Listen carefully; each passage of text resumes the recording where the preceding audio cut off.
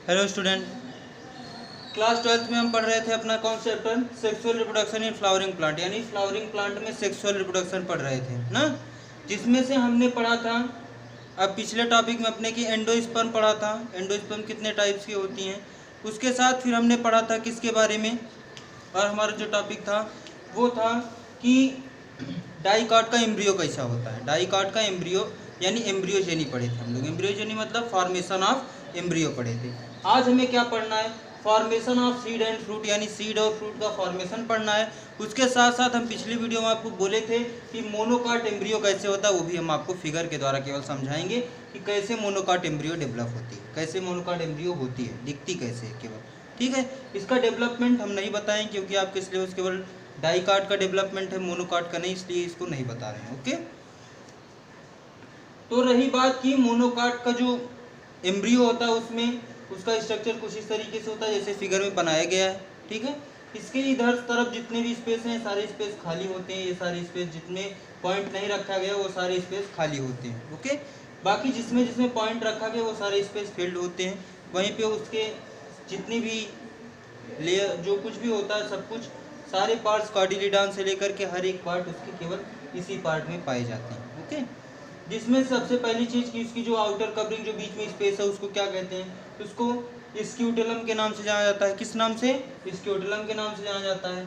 उसके बाद जो इसके बगल एक और छोटा सा एक देखिए, यहाँ पे आप देखें, ये यहाँ से लेकर के इस साइड से ये वाला पार्ट जो जा रहा है ऊपर की तरफ, फिर उसके बाद नीचे की तरफ यहाँ पे आके यहाँ पे मिल जा रहा है। इस पार्ट को जो ये स्पेस होता है इसको कोइलेप्टाइल कहते हैं। इसको क्या कहते हैं? कोइलेप्टाइल कहते हैं। उसके बाद एक पार्ट वहीं पे आपको मोनोकॉट एम्ब्रियो में एक पार्ट उभरा हुआ दिखेगा, वहीं उसी पार्ट को सूट एपेक्स कहते हैं। सूट एपेक्स का मतलब क्या होता है यहाँ पे कि ऐसा पार्ट जो कि कहाँ पे है, अंडरग्राउंड तो नहीं है, अपवर्ड टू द सॉइल है, यानी सॉइल से ऊपर है, सॉइल से ऊपर है, लेकिन उसके साथ साथ यहीं से उसके सूट का जो शीर्ष कलिकाएं हैं उसकी उनका विकास भी कहाँ से होता है, इस सूट एपेक्स से ही होता है। यानी मोनोकॉट एम्ब्रियो में जो उसका विकास होता है किसका, सूट का, वो कहाँ से होता है, सूट एपेक्स से होता है। ओके, अगली चीज़ क्या है, इसमें एपीब्लास्ट पाया जाता है। उसके बाद इसमें रेडिकल भी पाई जाती है। जो पार्ट, ये पार्ट क्या है, इस पार्ट को हम रेडिकल कहते हैं। उसके बाद फिर इसमें रूट कैप भी पाया जाए। रूट कैप का मतलब क्या होता है, जहाँ पे रूट खत्म होती है वहीं पे एक कैप जैसी संरचना पाई जाती है जिसको हम रूट कैप कहते हैं। यानी रूट कैप इस टाइप का स्ट्रक्चर होता है, डाइकॉट में देखें आप। ठीक, यहीं पे क्या होते हैं, छोटे छोटे ऐसे मूल रूट हेयर्स निकले हुए होते हैं। ओके, उसके बाद जो सबसे नीचे का पार्ट है उसे कोयल हिजा के नाम से जानते हैं। ठीक है, इसको फिगर को बना लीजिए आप। उसके बाद फिर आगे पढ़ते हैं formation of seed and fruit, यानी सीड और फ्रूट कैसे बनता है।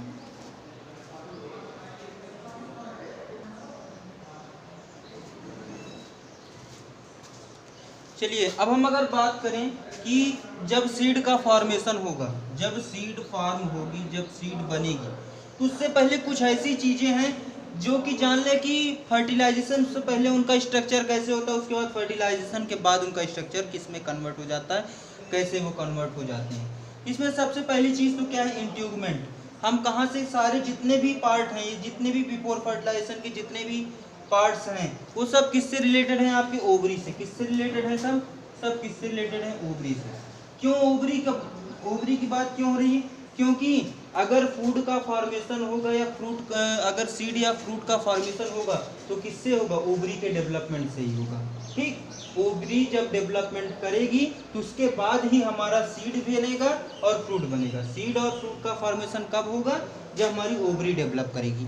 ओवरी के सारे पार्ट डेवलप करेंगे और वो मिलके अलग अलग टाइप के अलग अलग पार्ट का निर्माण करेंगे। ओके, जिसमें सबसे पहली चीज़ हम बात करेंगे इंट्यूगमेंट की। अगर फर्टिलाइजेशन के पहले वही पार्ट जो इंट्यूगमेंट होता है, वही फर्टिलाइजेशन के बाद क्या बन जाता है, सीड कोड बन जाता है। जितनी इंट्यूगमेंट होगी ओवरी में, जो इंट्यूगमेंट होती है वो जाके किस में कन्वर्ट हो जाती है, सीड कोड में। यानी after fertilisation the integument is convert into seed coat. यानी फर्टिलाइजेशन के बाद जो इंट्यूगमेंट होता है वो किस में कन्वर्ट हो जाता है, सीड कोट में। अगली चीज, इंट्यूगमेंट भी दो टाइप्स की होती हैं। इंट्यूगमेंट कितनी होती हैं, integument are of two type. First is inner and second is outer, यानी हम आउटर भी पहले लिख सकते थे, कोई जरूरी नहीं कि इनर ही पहले लिखें। तो पहला हमारा इनर है, दूसरा आउटर। इनर इंट्यूगमेंट क्या होता है?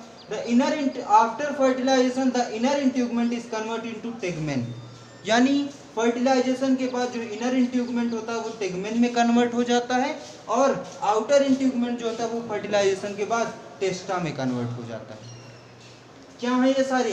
सीड कोट के ही दोनों पार्ट हैं।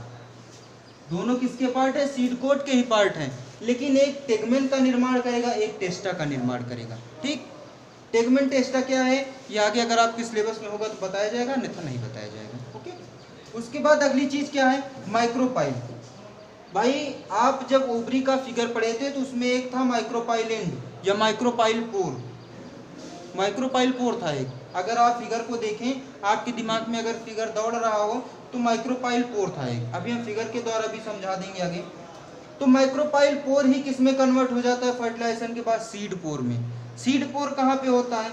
आप देखे होंगे, बीन देखे होंगे, ग्राम देखे होंगे, उसमें कुछ सीड ऐसी इस टाइप की संरचना होती है सीड की।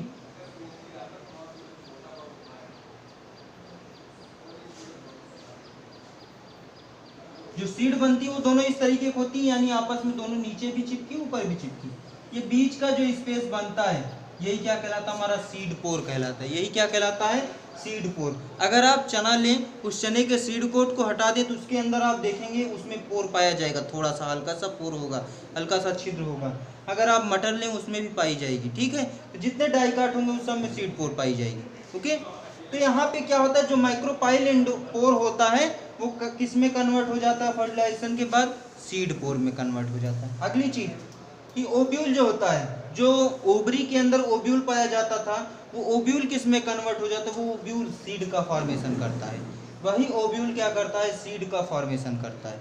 ओके, अगली चीज फोर्थ, ओवरी। जो पूरी ओवरी है वो किस में कन्वर्ट हो जाती है? वो फ्रूट में कन्वर्ट हो जाती है। ओवरी डेवलप करेगी, डेवलप करने के बाद फर्टिलाइजेशन के बाद क्या बन किस में कन्वर्ट हो जाएगी? वो फ्रूट में। उसके बाद फिर जो ओवरी की दीवालें होंगी, यानी the wall of ovary, ovary की जो वाल होगी after fertilisation the wall of ovary is convert into pericarp. ये जो वाल होगी ओवरी की वो किस में कन्वर्ट हो जाएगी? पेरिकार्प। पेरिकार्प का मतलब यहाँ किससे है? छिलके से। पेरिकार्प का मतलब किससे है? छिलके से। यानी कोई भी फ्रूट बनता है भाई, आप देखिए सब फ्रूट में कुछ ना कुछ हल्का फुल्का छिलका होता है ना, तो वही छिलका ही पेरिकार्प कहलाता है। ठीक, बात समझ में आई? इसको नोट कर लीजिए, फिर आगे फिगर के द्वारा बताते हैं।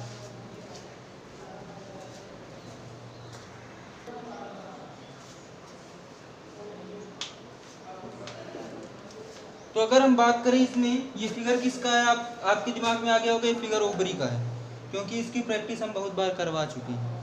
ठीक, तो ये जो फिगर है ओवरी वाला, इसमें आप देखिए इंट्यूगमेंट जो था, ये दोनों क्या है? ये दोनों क्या है? इंट्यूगमेंट है।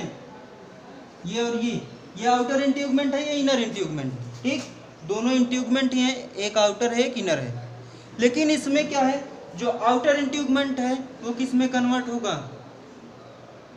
आउटर इंट्यूगमेंट हमेशा टेस्टा में कन्वर्ट होगा, और जो इनर इंट्यूगमेंट होगा वो किस में कन्वर्ट होगा? टेगमेन में कन्वर्ट होगा। बाकी जो दोनों इंट्यूगमेंट हैं, ये दोनों इंट्यूगमेंट किस में कन्वर्ट होंगे? इन दोनों को मिला करके बनेगी हमारी क्या? Seed coat. यानी ये दोनों किस में कन्वर्ट हो जाएगी? सीड कोट में कन्वर्ट हो जाएगी। इतनी बात समझ में आई? दूसरी चीज माइक्रोपाइल एंड। ये जो माइक्रोपाइल एंड या माइक्रोपाइल पोर था यहाँ पे, ठीक, वो जो माइक्रोपाइल पोर है हमारा, वहाँ पे सीड का जो पोर होगा वो बन जाएगा। यानी यहाँ से यही कन्वर्ट होगा किसमें? After fertilisation it is converted into seed core. Seed core, ये सीड कोर में कन्वर्ट हो जाएगी। इतनी बात समझ में आई? उसके बाद अगली चीज क्या थी कि जो ओवरी थी, ओवरी, ये पूरी जो ओवरी है ये किसका फॉर्मेशन करेगी आफ्टर फर्टिलाइजेशन? फ्रूट का। ये पूरी किसका फॉर्मेशन करेगी? फ्रूट का। लेकिन जो ओव्यूल है ये चीज, ये किसका फॉर्मेशन करेगी? सीड का। ये किसका फॉर्मेशन करेगी? सीड का। इतनी बात समझ में आई? और कुछ था इसमें? उसके बाद एक चीज और थी, वो क्या थी? Wall of ovary. यानी जो ओवरी की दीवालें हैं वो किस में कन्वर्ट होंगी? भाई ये भी तो किसी ना किसी में कन्वर्ट हो जाएगी। ये किस में कन्वर्ट होगी जाके? ये कन्वर्ट होगी पेरिकार्प में। इसमें कन्वर्ट होगी पेरिकार्प में, यानी जो पूरा फ्रूट बनेगा उस फ्रूट का के छिलके में ये कन्वर्ट हो जाएगी। कौन? ओवरी की वाल जो होगी। इतनी बात समझ में आई? ये फिगर किस लिए बताया गया है? जिससे आपको समझ में आ जाए कि सीड कोट कहाँ से बनेगी, किस पार्ट से, फिगर के द्वारा किस पार्ट से सीड बनेगा, किस पार्ट से फ्रूट बनेगा, किससे पेरिकार्प बनेगा और किससे सीड पोर बनेगा। इतनी बात समझ में आई?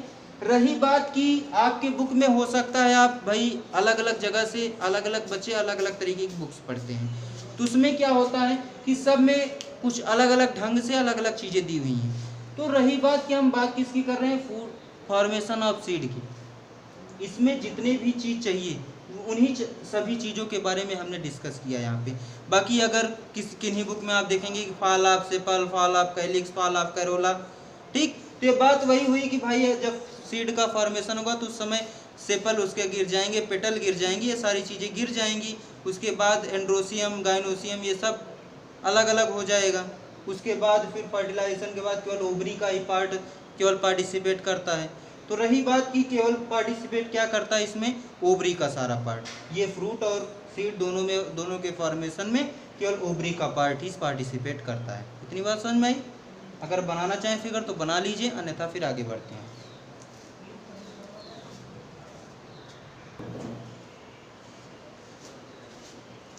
तो रही बात, अभी हमने देखा था पीछे भी जो चार्ट बनाया था, उस चार्ट के आधार पर अगर हम देखें कि सीड का फॉर्मेशन कैसे होता है, तो आफ्टर फर्टिलाइजेशन के बाद जो ओव्यूल होती है वो डेवलप होती है, यानी विकास करती है, विकास करके किस में कन्वर्ट हो जाती है, सीड में कन्वर्ट हो जाती है। ठीक है, एक चीज़ हमारे दिमाग में आ रहा था कि हम आपको बता दें कि आपके दिमाग में हो सकता है सीड पोर थोड़ा कम समझ में आया हो।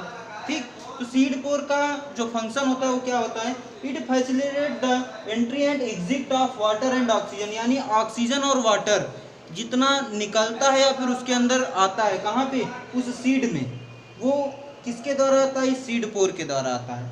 अगर सीड में पोर ना हो तो क्या हो, ऑक्सीजन और वाटर वहाँ तक ना पहुँच पाए, और भाई जब अगर वो ऑक्सीजन और वाटर नहीं पहुँचेगा तो वो सीड क्या हो जाएगी, डिस्ट्रॉय हो जाएगी, नष्ट हो जाएगी। ठीक है, इसको आप नोट कर लीजिए, फिर आगे बताते हैं इसके टाइप्स कितने होते हैं सीड के। ओके,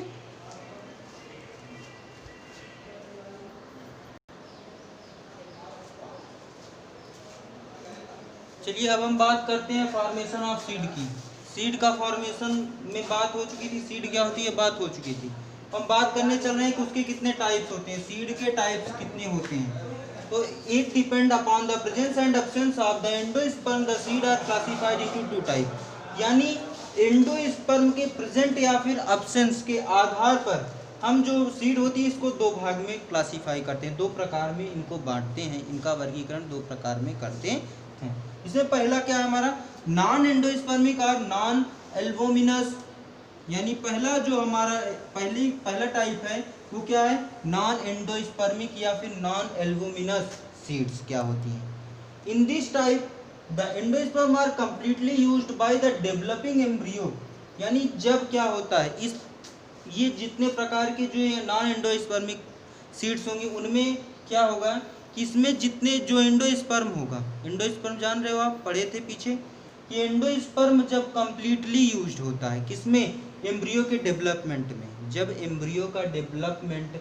एंडोस्पर्म के पूर्ण रूप से इस्तेमाल होने से होता है, उस तरीके की जो भी सीड होंगी उन्हें क्या कहा जाएगा, नॉन एल्बोमिनस सीड कहा जाएगा या फिर नॉन एंडोस्पर्मिक सीड कहा जाएगा। फिर से सुनिए कि ऐसी सीड जिनका विकास किससे होगा, एम्ब्रियो से हो, लेकिन एंडोस्पर्म उसमें पूर्ण रूप से भाग ले, यानी जो एंडोस्पर्म होगा उसके विकास, जब सीड का विकास हो तो एंडोस्पर्म पूरी तरीके से यूज्ड हो जाए, पूरी तरीके से एंडोस्पर्म का इस्तेमाल किया जाए। इस तरीके का जो भी सीड होगी जिनमें कि एंडोस्पर्म पूर्ण रूप से इस्तेमाल हो उसके एम्ब्रियो के डेवलपमेंट के समय, उस तरीके का जो भी सीड होगा उसे नॉन एल्बोमिनस या फिर नॉन एंडोस्पर्मिक सीड कहा जाएगा। जैसे इसके एग्जांपल क्या हैं, ग्राम हो गए, चना हो गया, हमारा पी यानी मटर हो गई, ग्राउंडनट यानी मूंगफली हो गई। उसके बाद एंडोस्पर्मिक सीड या फिर एल्बोमिनस सीड क्या है, इसमें क्या है, in this type the endosperm are completely unused by developing embryo, जब एम्ब्रियो का विकास तो हो रहा हो लेकिन क्या हो कि एम्ब्रियो में जब सीड का फॉर्मेशन होने लगे तो बहुत जल्द ही सीड का फॉर्मेशन होगा, उस समय एंडोस्पर्म पूर्ण रूप से डेवलप ना हो, यानी जो एंडोस्पर्म होगा वो भी पूर्ण रूप से डेवलप ना हो। उसी समय क्या हो, जब सीड का विकास होने लगे, यानी जब सीड बनना स्टार्ट हो जाए, उस तरीके के जो भी सीड होंगी उन्हें क्या कहा जाएगा, उन्हें एंडोस्पर्मिक या एल्बुमिनस सीड कहा जाएगा। इसके एग्जाम्पल क्या है, मेज हो गया, मक्का हो गया, हमारी व्हीट मतलब गेहूँ हो गया। तो इसमें आप एक चीज देखे होंगे, यानी अगर वो प्लांट डाइकाट होगा, अगर वो प्लांट डाइकाट है तो उसमें नॉन एंडोस्पर्मिक या फिर नॉन एल्बुमिनस सीड्स पाई जाएंगी। लेकिन अगर वो प्लांट मोनोकाट होगा तो उसमें एंडोस्पर्मिक या फिर एल्बुमिनस सीड्स पाई जाएंगी, ज़्यादातर अधिकतर देखने को यही मिल रहा है। ओके, इस दोनों के अगर हम दोनों को देखें और ध्यान से पढ़ें तो इससे यही समझ में आता है कि दोनों में यही एक खासियत है। ठीक, यहाँ पे कंप्लीटली होगा। ओके, इसको नोट कर लीजिए, फिर आगे बताते हैं फूड का फॉर्मेशन।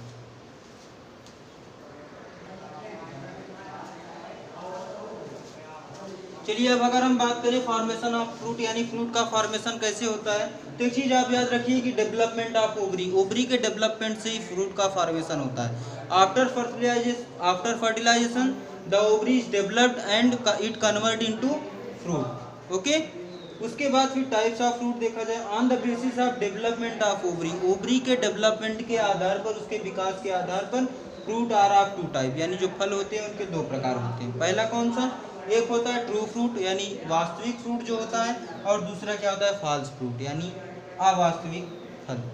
ओके, तो इसमें आपको ये कंफ्यूजन हो रही होगी कि भाई वास्तविक फल अवास्तविक फल, तो फल होता है उसमें वास्तविक क्या है अवास्तविक क्या है। तो इसमें यहाँ केवल एक चीज़ है कि जिसमें पूर्ण रूप से ओवरी का डेवलपमेंट होगा वो जो उसके बाद जो फ्रूट बनेगा वो ट्रू फ्रूट है, लेकिन जिसमें कंप्लीटली डेवलप नहीं होगी ओवरी तभी फ्रूट बन जाएगा, उस तरीके के जो भी फ्रूट है वो फॉल्स फ्रूट है। खाने पे या फिर देखने से नहीं पता चलेगा कि फ्रूट कौन सा फॉल्स है कौन सा ट्रू है, बल्कि अगर हम उसके बारे में जानने का प्रयास करेंगे तब हमें पता चलेगा कि इसकी ओवरी वेल डेवलप है, इसकी ओवरी वेल डेवलप नहीं, अनवेल डेवलप है। ओके, तो यहाँ पे जो बात की गई, the fruit which is completely develop through the ovary called true fruit, ऐसे फल जो कि पूर्ण रूप से किससे डेवलप होते हैं, ओवरी से डेवलप होते हैं, उस तरीके के फलों को हम ट्रू फ्रूट यानी वास्तविक फल कहते हैं। एग्जाम्पल के रूप में जैसे मैंगो, आम हो गया। उसके बाद फॉल्स फ्रूट देखा जाए, the fruit which is not completely develop through the ovary, यानी ये ओवरी से डेवलप नहीं होगा, but all the part are participate in development, लेकिन और जो भी पार्ट ओवरी के हैं वो सारे पार्टिसिपेट कर रहे हैं डेवलपमेंट में। It is called a false fruit, उस तरीके के जो भी फ्रूट होंगे उनको क्या कहा जाएगा, फॉल्स फ्रूट यानी अवास्तविक फल कहा जाएगा। एग्जाम्पल के रूप में जैसे एप्पल, एप्पल हमारा वास्तविक फल नहीं है, मैंगो हमारा वास्तविक फल है लेकिन एप्पल नहीं है। उसी तरीके से अगर हम बात करें बनाना की, तो बनाना में क्या होता है, फल रहता है भाई, फूल लगा रहता है, फर्टिलाइजेशन हो रहा है कि नहीं हो रहा है कोई मतलब नहीं, पार्थिनोकार्पी वाली सिचुएशन उसमें आती है। क्या होता है भाई, फल लगा है, फूल लगा रहता है, उसी के साथ फल निकलना शुरू कर देता है। उस समय फर्टिलाइजेशन हुआ नहीं, कैसे फल निकल गए अपने आप, तो इस तरीके की जो भी प्रोसेस होगी उसको पार्थिनोकार्पी कहते हैं। ओके, ये आगे हम बताएंगे, अगर आपके सिलेबस में है जहाँ तक है पार्थिनोकार्पी तो हम बताएंगे, जरूर बताएंगे। ओके, नहीं होगी तब भी हम इसको बताने का प्रयास करेंगे। तो हमारे अंदाज से, हमारे हिसाब से आपको ये चीज़ समझ में आ गई होगी फ्रूट का डेवलपमेंट कैसे होता है या फ्रूट का फॉर्मेशन कैसे होता है। इसमें एक चीज़ और है, पहले इसको नोट कर लीजिए, फिर हम बता देते हैं पेरिकार्प के बारे में।